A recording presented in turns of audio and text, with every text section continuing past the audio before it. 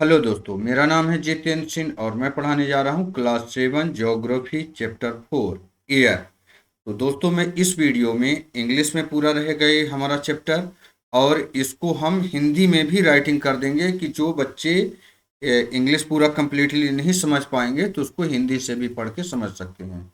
ये आपको मदद करेगा, जैसे कॉपी बनाने में भी मदद करेगा, पूरे आंसर क्वेश्चन आपको मिलेंगे और साथ में समझने में भी बहुत आसानी होगी क्योंकि हिंदी और इंग्लिश दोनों में दिए हुए हैं इसके क्वेश्चन। तो चलिए शुरू करते हैं। यहाँ पर question number 1, answer the following question briefly. What is atmosphere? Atmosphere क्या है, यानी एटमॉस्फेयर को हिंदी में वायुमंडल बोलते हैं, तो वायुमंडल क्या है? तो चलिए देखते हैं इसका आंसर क्या होगा। आंसर होगा atmosphere is a thin blanket of air that surrounds the earth. It protects us from the harmful rays of the sun. It consists of several gases, in which nitrogen and oxygen occupy the major portion. ये आपका answer रहा, और इसी को मैं हिंदी में भी यहाँ पर दिखा दे रहा हूँ, तो हिंदी में भी आप पढ़ लेंगे और इंग्लिश में भी तो समझ में आ जाएगा दोस्तों। तो चलिए अगला क्वेश्चन देखते हैं। पहला, अच्छा, ये फर्स्ट क्वेश्चन का फर्स्ट है, ऐसे ऐसे ये 6 ये मिलेंगे। फर्स्ट क्वेश्चन के ही 6 पार्ट है। ये सेकंड नंबर देखते हैं इसका, which two gases make the bulk of the atmosphere.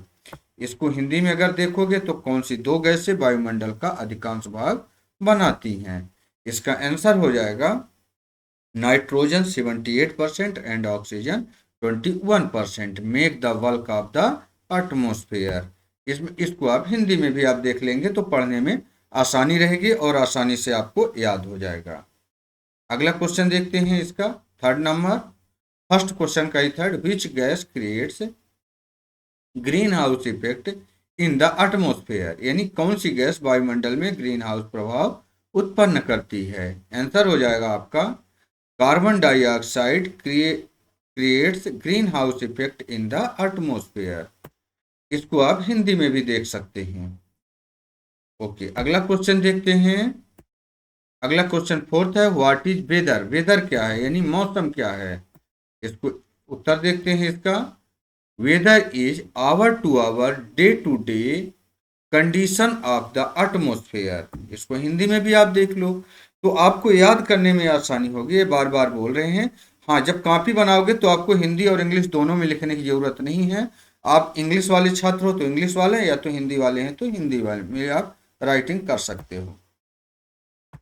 अगला क्वेश्चन देखते हैं, नेम 3 टाइप्स ऑफ रेनफॉल। वर्षा के 3 प्रकार बताइए। तो आपका आंसर हो जाएगा कन्वेक्शनल रेनफॉल, ओरोग्राफिक रेनफॉल और साइक्लोनिक रेनफॉल। यानी इसको आप हिंदी में भी आप देख सकते हैं कि इसका हिंदी क्या होगा।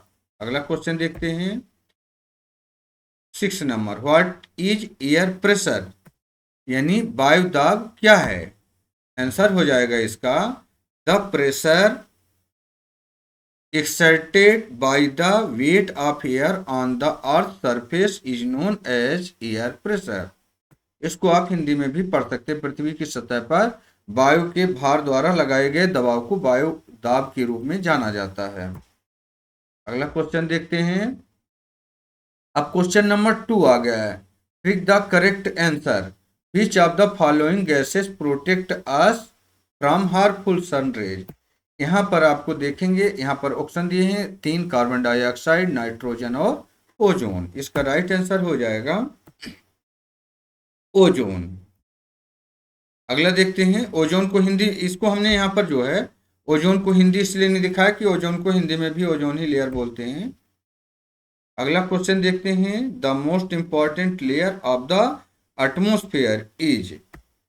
इस यहाँ पर 3 ऑप्शन हो जाएगा, एटमॉस्फेयर, थर्मोस्फेयर और मीजोस्फेयर। राइट आंसर इसका हो जाएगा ट्रोपोस्फेयर, यानी हिंदी में इसको ट्रोपोस्फेयर को क्षोभ मंडल बोलते हैं। अगला क्वेश्चन देखते हैं, विच of the following layer of the atmosphere is free from clouds. मतलब वायुमंडल की निम्नलिखित में से कौन सी परत बादलों से मुक्त है? आंसर हो जाएगा ट्रोपोस्फीयर, स्ट्रेटोस्फीयर और मेसोस्फीयर। इसमें से कोई एक आपको बताना है। इसका राइट आंसर हो जाएगा स्ट्रेटोस्फीयर। स्ट्रेटोस्फीयर में क्या होता है, इसमें बादल नहीं होते हैं, बादल नहीं होती, ना कोई ऐसे आंधी तूफान जैसे कोई भी मौसम संबंधी घटनाएं नहीं होती हैं। इसको हिंदी में बोलते हैं समताप मंडल। ओके, अगला क्वेश्चन देखते हैं। As we go up the layer of the atmosphere the pressure.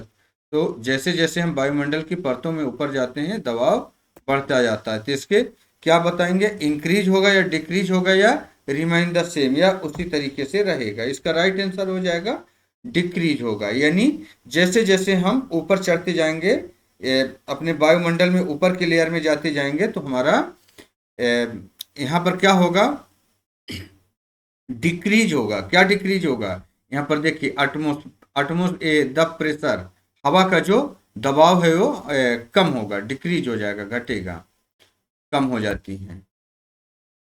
अगला देखते हैं 5th number. When precipitation comes down the two the earth in the liquid form it is called. उसको क्या बोला जाता है, यानी जब वर्षण तरल रूप में पृथ्वी पर आता है तो उसे हम कहते हैं, क्या कहते हैं, क्लाउड कहते हैं, रेन कहते हैं, स्नो कहते हैं। तो उसको हम रेन कहते हैं, रेन यानी बारिश। अगला क्वेश्चन देखते हैं। क्वेश्चन नंबर अब 3 आ गया, मैच द स्किल। इसको आपको मैच करना है। तो ये आपके सामने यहाँ पर ये भी अनमैच है, ये पूरा डाटा आपका अनमैच है। मैच करके देखेंगे। जैसे ट्रेड विंड्स, अब ट्रेड विंड्स का यहाँ पर हो जाएगा परमानेंट विंड, इसको बोला जाता है। अब इसके हम हिंदी नहीं बताए हैं, हिंदी आप देख भी सकते हैं, अगर हिंदी वाले जो छात्र होंगे तो देख के बना लेंगे। ट्रेड विंड्स को परमानेंट विंड, यानी ई नंबर आपका राइट आंसर हो जाएगा। दूसरे में है लू। लू को बोला जाता है लोकल विंड। थर्ड नंबर में हो जाएगा मानसून। मानसून का हो जाएगा सीजनल विंड। और फोर्थ नंबर में हो जाएगा विंड। तो ये हो जाएगा हॉरिजॉन्टल मूवमेंट ऑफ एयर।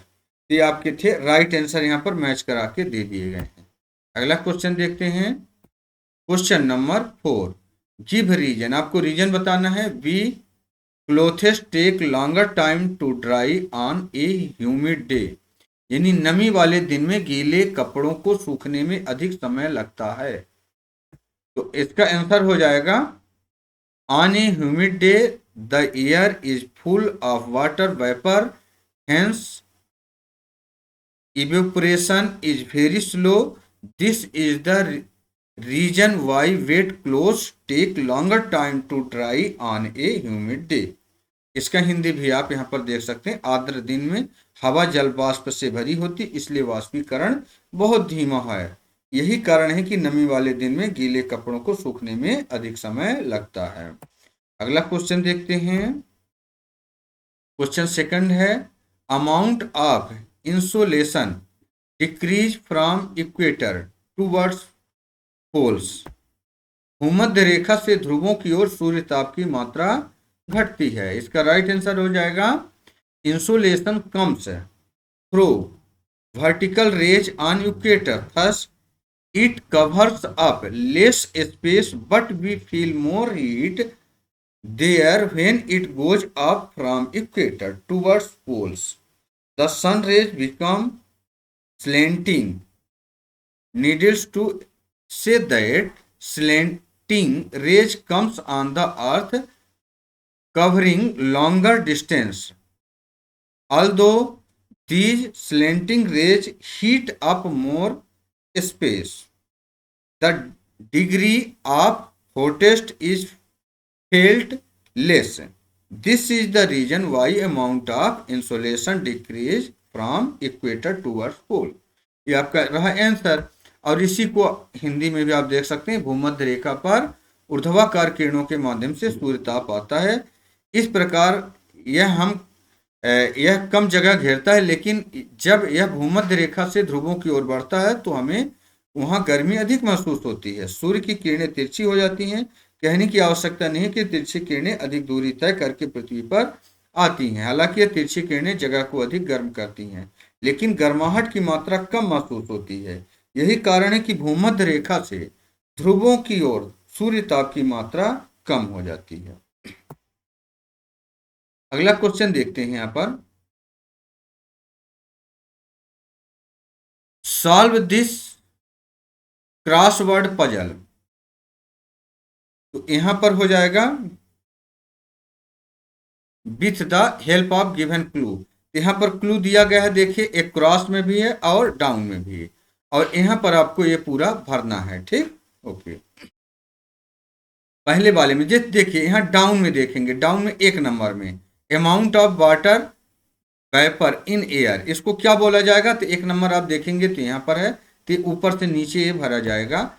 इसको ह्यूमिडिटी बोलते हैं, ह्यूमिडिटी, जो amount of water vapour in air, इसको ह्यूमिडिटी।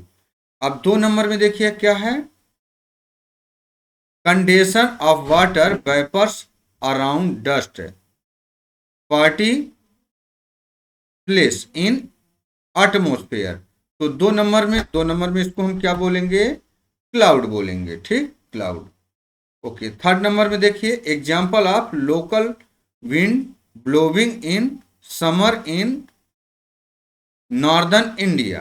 तो 3rd नंबर में आप इसको भर दीजिए, इसको बोला जाता है लू। ये सारे क्वेश्चन भी हैं, ये भी ध्यान रखिए कि यहाँ पर आपको ये क्रॉसवर्ड पजल भरे जा रहे हैं, लेकिन ये क्वेश्चन भी हैं कि इसको क्या बोला जाता है। इसी तरीके से 4th नंबर देखिए क्या है, short term change in atmosphere. तो 4 नंबर भरिए, इसको बोला जाता है वेदर। 5 नंबर में प्रिस्क्रिप्शन इन लिक्विड फॉर्म। तो 5 नंबर में भरेंगे हम रेन, ओके। 6 नंबर देखिए, अब इधर से हम इधर को भरेंगे। 6 नंबर कहां पर है? 6 number, an Indian tree having extra ordinary quality of providing oxygen round the clock. इसको बोलते हैं पीपल। क्या बोलते हैं? पीपल। लेकिन यहां पर PEEP, यहां पर ए शब्द जो है, तो जब हम 7 नंबर भरेंगे तो आ जाएगा। ठीक, पीपल, ओके। 7 नंबर देखिए क्या है, blanket of air around the earth, इसको बोला जाता है एटमोस्फेयर, ओके। अब हमारा 8 नंबर देखिए, इधर से इधर को आएगा, ऐसे आएगा। 8 नंबर क्या है, gas present in atmosphere occupying only 0.03% by volume. तो इसको कार्बन डाइऑक्साइड बोलते हैं। ये देखिए कार्बन डाइऑक्साइड, लेकिन यहाँ पर जो ब्लैंक है, ये जब हम ऊपर से नीचे भरेंगे तो यहाँ की लेटर आ जाएंगे। ठीक है, कार्बन डाइऑक्साइड लिखा हुआ है। 9 नंबर इसी तरीके से मैं अभी डायरेक्ट भर देता हूँ, आप इनको पढ़ पढ़ के एक एक करके आप कर लीजिएगा। ठीक, 9 नंबर में हो जाएगा बैरोमीटर बोला जाता है। 10 नंबर में आप देखेंगे इंसोलेशन बोला जाता है। 11 नंबर में आप देखिए, 11 नंबर में एक्सोस्फीयर बोला जाता है। 12 नंबर में एयर। अब यहाँ पर आप देखते जाइएगा, यहाँ पर लिखा भी है, आपकी बुक में भी लिखा होगा, तो आप इसको भरने में आपको मदद मिलेगी, साथ में आंसर क्वेश्चन भी आप कर पाएंगे। ठीक, ओके। 13 नंबर में फोग। 14 नंबर में ऑक्सीजन। 15 नंबर में विंड, ये 15 नंबर है विंड। 16 नंबर में नीम। 17 नंबर में नून। 18 नंबर में ओजोन, और लास्ट बचा है 19 नंबर, यहां पर बोला जाएगा साइक्लोन। ओके, अगला क्वेश्चन देखते हैं इसी में। अगला, मई के weather calendar for 1 week use pictures और symbols to show different type of weather. You can use more than 1 symbol in a day if the weather changes. For example, the sun comes out when rain stop. An example is given below. तो एक example यहाँ पर आपको देखिए इस तरीके से आपको मिलेगा। यहाँ पर आपको डे लिखा रहेगा, वेदर। तो एक एग्जाम्पल जैसे यहाँ पर सन दिखा है, यहाँ पर सनी डे दे दिया, सनी डे। 2nd नंबर में देखेंगे ये क्या चित्र दिया है, तो क्लाउडी डे हो जाएगा, क्लाउडी डे। 3rd नंबर में देखते हैं ये रेनी डे हो जाएगा। 4th नंबर में ये स्टोर्मी डे। स्टोर्मी मतलब तूफानी डे, तूफान जब आता है तो ऐसे ये पेड़ लहराने लगते हैं। और यहाँ पर आप देखिए पेड़ लहरा नहीं रहा है, यानी काम डे। काम का मतलब होता है शांत दिन, काम डे मतलब शांत दिन। ठीक, ओके। अगला क्वेश्चन चलते हैं। तो आपने यहां तक कितने क्वेश्चन कर लिए हैं? 2nd नंबर का भी हो गया, ओके। क्वेश्चन नंबर अब यहां से फर्स्ट चालू हो जाएगा आपका। How does carbon dioxide create green house effect. इसका राइट आंसर हो जाएगा कार्बन डाइऑक्साइड ग्रीन हाउस प्रभाव कैसे उत्पन्न करता है। तो इसका आंसर देखते हैं। Carbon dioxide creates green houses effect by trapping the heat radiation from the earth. इसको हिंदी में भी आप पढ़ लीजिए तो आपके क्वेश्चन जल्दी समझ में आ जाएगा। कार्बन डाइऑक्साइड पृथ्वी से निकलने वाली गर्मी को रोककर ग्रीन हाउस प्रभाव पैदा करता है। फिर से बता रहा हूं, जो कॉपी आप लिखेंगे तो इंग्लिश वाले छात्र ओनली इंग्लिश में आंसर क्वेश्चन आप लिख लेंगे। Question number 2, what is the significance of greenhouse gas. यानी ग्रीन हाउस गैस का क्या महत्व है। आंसर हो जाएगा without the greenhouse gas the earth would have been too cold to live in.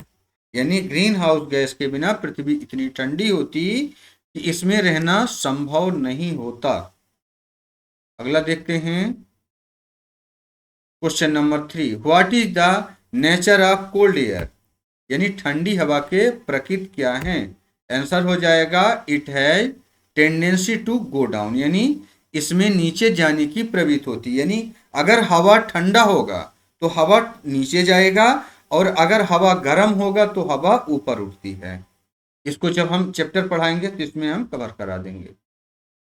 Question number 4, what happens when air is heated. तो अगर हवा गर्म होती है तो क्या होगा, क्या होता है जब हवा गर्म होती है। इसका when air is heated is expand becomes lighter and goes up. यानी जब हवा गर्म होती है तो वह फैलती है और हल्की हो जाती है और ऊपर चली जाती है। ठंडी होगी हवा तो नीचे जाएगी और गर्म होगी तो ऊपर जाएगी। आगे देखते हैं क्वेश्चन नंबर 5। ये सब इंपॉर्टेंट क्वेश्चन है, इनको जरूर आपको याद करना है। What is an important feature of atmosphere. समताप मंडल की एक महत्वपूर्ण विशेषता क्या है। इसका राइट आंसर हो जाएगा atmosphere contains a layer of ozone gas. यानी समताप मंडल में ओजोन गैस की एक परत होती है। Why do green plants use carbon dioxide. हरे पौधे कार्बन डाइऑक्साइड का उपयोग क्यों करते हैं। आंसर हो जाएगा green plants use carbon dioxide to make their food and release oxygen. यानी हरे पौधे अपना भोजन बनाने और ऑक्सीजन छोड़ने के लिए कार्बन डाइऑक्साइड का प्रयोग करते हैं। क्वेश्चन नंबर 7 है, how is ozone important for us. Ozone हमारे लिए कितना महत्वपूर्ण है। आंसर हो जाएगा it protect us from the harmful effect of the sun rays. यानी यह हमें सूर्य की किरणों के हानिकारक प्रभाव से बचाता है। What is temperature. अब टेम्परेचर यानी तापमान क्या है। इसका राइट आंसर हो जाएगा the degree of hotness and coldness of the air is known as temperature. यानी हवा की गर्माहट और ठंडक की डिग्री को तापमान कहा जाता है। अगला क्वेश्चन देखते हैं। क्वेश्चन नंबर हम 9 तक पहुंच चुके हैं। ये 17 क्वेश्चन है, 17 क्वेश्चन है और बहुत ही इंपॉर्टेंट है इस चैप्टर से। Name 3 types of wind. हवा के 3 प्रकार बताइए। आंसर हो जाएगा आपका परमानेंट विंड्स, सीजनल विंड्स और लोकल विंड्स। यानी अस्थायी पवनें, मौसमी हवाएं और स्थानीय हवाएं। इसका आंसर हो गया क्वेश्चन अभी 10, व्हाट इज इंसोलेशन। इंसोलेशन यानी सूर्यताप। इंसोलेशन मतलब सूर्यताप क्या है। आंसर हो जाएगा insolation is the incoming solar energy intercepted by the earth. सूर्यताप पृथ्वी द्वारा रोकी गई आने वाली सौर ऊर्जा है। अगला क्वेश्चन देखते हैं। हम क्वेश्चन नंबर 11 तक पहुंच चुके हैं, 17 क्वेश्चन टोटल हैं। Where is air pressure highest. वायु दाब सर्वाधिक कहां होता है। आंसर हो जाएगा air pressure is highest at the sea level. यानी समुद्र तल पर वायुदाब सबसे अधिक होता है। Question number 12, how does air move? हवा कैसे मूव करती है, हवा कैसे चलती है? तो आंसर हो जाएगा air moves from high pressure area to low pressure area. यानी हवा कैसे मूव करती है, जहां पर हाई प्रेशर एरिया होगा वहां से चली जाएगी किधर, जिधर लो प्रेशर होगा, और लो प्रेशर से फिर हाई प्रेशर में, फिर लो प्रेशर में, यानी साइकिलिंग चलता रहेगा, है ना। तो इस तरीके से, लेकिन वहां से मूव कैसे करती है, तो जो हमने पहले बताया कि जब हवा गर्म होती है, तो फैलती है और ऊपर उठ जाती है, तो वहां लो प्रेशर एरिया बन जाएगा। और जहां ठंडी होगी, जैसे हवा ठंडी होगी फिर नीचे आएगी। चलिए आगे बढ़ते हैं। यानी वायु उच्च दबाव वाले क्षेत्रों से निम्न दबाव वाले क्षेत्र की ओर चलती है। Question number 13, why is there no air pressure on the moon? चंद्रमा पर वायुदाब क्यों नहीं है? आंसर हो जाएगा there is no air on the moon and therefore no air pressure. चंद्रमा पर कोई हवा नहीं है और इसलिए कोई वायुदाब भी, हवा भी नहीं, जब हवा ही नहीं है चंद्रमा में यानी वायुमंडल ही नहीं है। चलिए, इसलिए हवा नहीं है, इसलिए वायुदाब भी नहीं है। अगला क्वेश्चन देखते हैं। Question number 14, what is called humidity? यानी आर्द्रता किसे कहते हैं, ह्यूमिडिटी किसे कहते हैं? तो ये हो जाएगा moisture in the air at any time is called humidity. यानी किसी भी समय हवा में मौजूद नमी को आर्द्रता कहा जाता है। Question number 15, how is a wind name? हवा का नाम कैसे रखा जाता है? तो इसका हो जाएगा a wind is name after the direction from which is blow. यानी हवा का नाम उस दिशा के आधार पर रखा जाता है जिस दिशा से वह चलती है। अगला क्वेश्चन देखते हैं, 17 क्वेश्चन 17 तक है। Why do we feel uncomfortable on a humid day? यानी हम उमस भरे दिन में असहज क्यों महसूस करते हैं? इसका आंसर हो जाएगा it is because sweat from our body does not evaporate easily. यानी ऐसा इसलिए होता है क्योंकि हमारे शरीर से पसीना आसानी से वाष्पित नहीं होता है। क्वेश्चन नंबर 17 और आखिरी question, what is the hot and dry wind of northern plains of India called? Bharat के उत्तरी मैदानी भागों की गर्म एवं शुष्क हवा क्या कहलाती है? आंसर हो जाएगा इट इज कॉल्ड लू।